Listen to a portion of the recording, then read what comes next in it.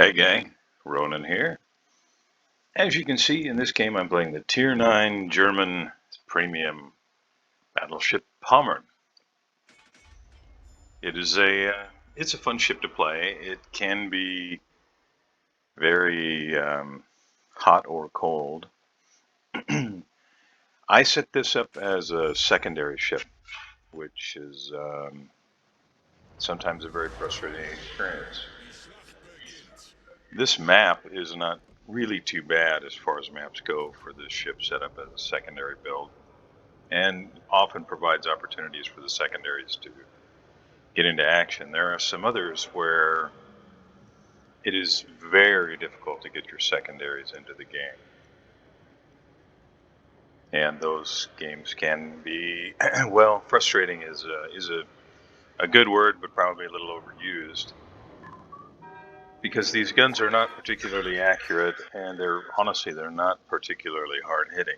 They are 380 millimeter guns. They've got fairly archetypal German Sigma and dispersion. There are 12 guns. You've got 3 barrels in each of 4 turrets. The base reload is 33 seconds. The maximum dispersion is 273 meters, which is that's pretty significant. Max HE shell damage 4,400 with a 34% chance of fire, and max AP damage of 11,600. But even with the German penetration values, it can be really difficult to land the big shots with the Pommern unless you catch something broadside. Now, it is possible to citadel things that are not flat broadside, but it's very difficult, depending upon the ship, of course. Also, Pommern does have torpedoes, which you're probably well aware of. Those torpedoes do a maximum damage of 13,700 each torpedo, and you get 4 on either side. Reload base time is 90 seconds on the torpedoes. They run at 64 knots and have 6 kilometers of range, which is pretty standard for German everything, almost. That isn't a long-range torpedo destroyer. What else can I tell you? The secondaries? Well, the secondaries, if they get to work, they're fun to watch. And they can do some damage. That Bourgogne is running almost flat broadside. Let's see what I can do here with these guns.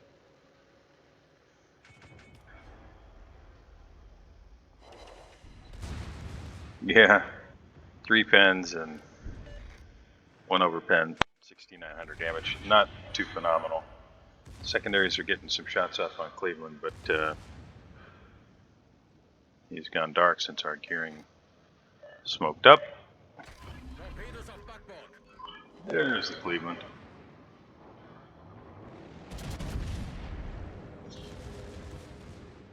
Now that's pretty close to flat broadside. And Cleveland is promptly erased. Alright, well, not a bad start.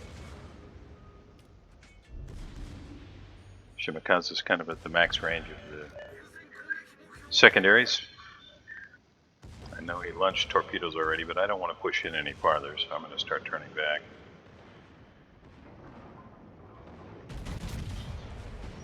And see if I can help finish him off. Gearing got him. Okay, so the secondaries. You've got 8 150 millimeter secondary guns that do a maximum HE damage of 1,700 with an 8% fire chance. And you've got 1,605 millimeter guns that do a maximum of 1,200 HE damage with a 5% chance to start a fire. And then the third grouping of secondaries are also 150s. You've got 4 of them.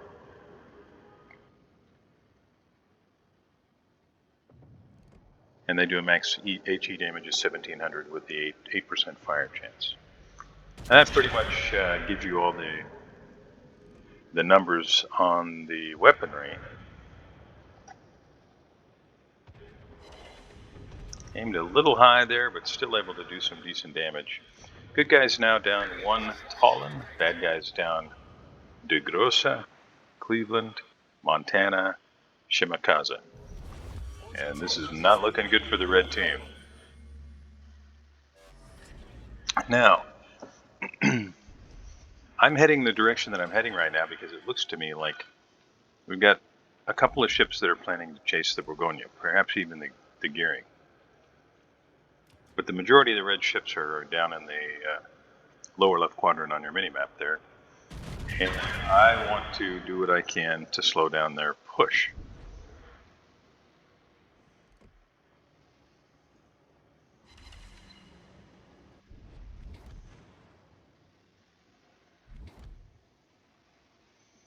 So they're pushing into a, let's see, we've got Kremlin, Albemarle, Moskva, Mogador, and they're Alsace, Edinburgh, Karno. They're pushing into Jambar, Minotaur, Yugamo, Rochester. We've got a Yamato and a Republic out there looking for broadside shots. Let's see if I can't smack the eddy a little bit here.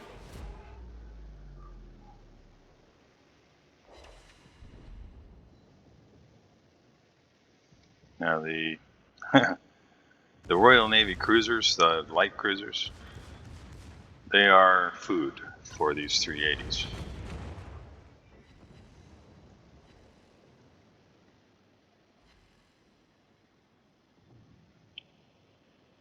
So I haven't lit up the scoreboard or anything, but we're 6.5 minutes in, sitting at 58,000 damage, and I've been repositioning. I can't really chase down a Borgonia anyway. That thing's fast.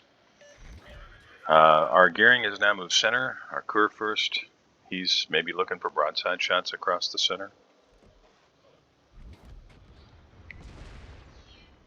So we've got one battleship in the middle. Carnot takes out our Yamato. Look at the guns on that thing hit very hard. All right, we got a broadside Alsace.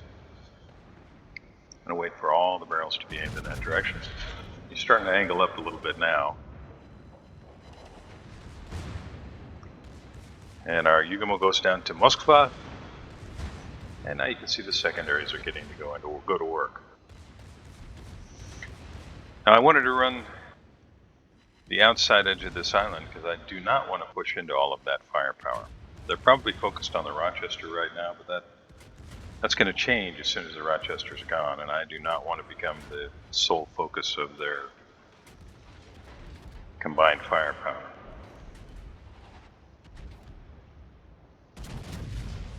Try and finish off the Alsace. Mino beats me to it.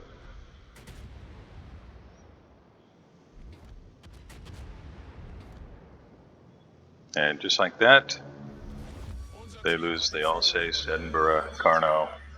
We are now down 4 ships on the green team, and they've only got 5 ships left. And this is now a mop-up operation. So why did I show you this game? Well, it's because I don't often play the Pommern, but I consider it a very fun ship to play, and it is kind of in line with, at least in my opinion, with the new German battleship line, although I think their guns are maybe a little bit more accurate. They are kind of set up around torpedoes and secondaries. Albemarle burns down the friendly Republic. Try and get a broadside shot on that Kremlin before he gets around the corner there. Look at that dispersion. It's painful.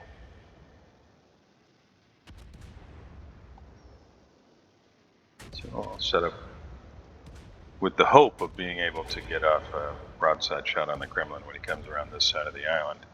It looks to me like he's just going for the ram on the JB. And the JB looks like he plans to cooperate with that.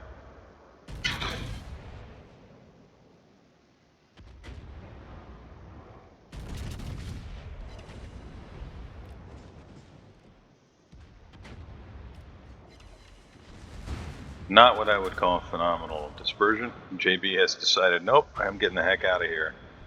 That is a nope, nope, nope. Moskva's putting some shots out on me here.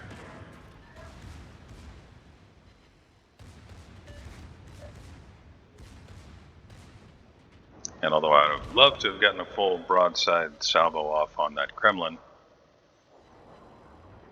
I'm going to turn an angle toward the Moskva.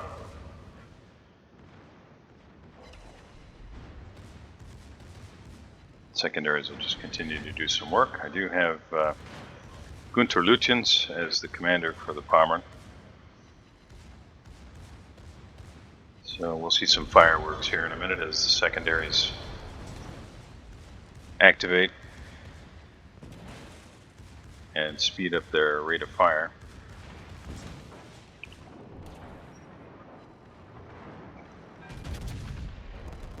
There it is. Neptune finishes off Kremlin with a torpedo. And the combination of Albemarle and Moskva, that's no joke. I'm kind of out here all by myself. Mino is way back.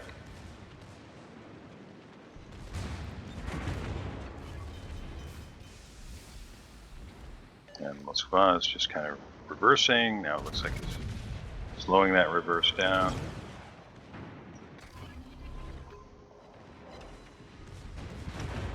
It's a big shot on Moskva, but you can see the torpedoes coming, which is why I started turning when I did.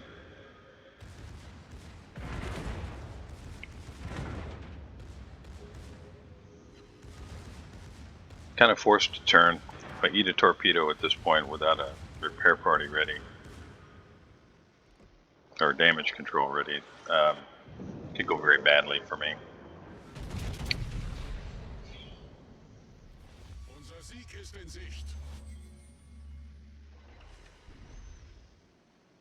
Just about finished up the Moskva, but I'll need at least one more salvo, and that's assuming the Mino doesn't beat me to it. And here comes the HE spam. 31 seconds until I can stop that if I want to. And I know Albemarle's going to just be trying to just burn me down.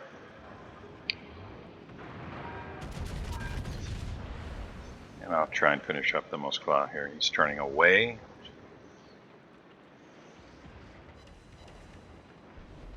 Oh man, 54 HP.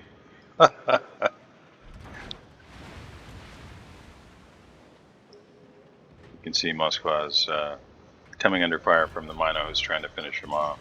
And I'm fine with that. Sooner the better.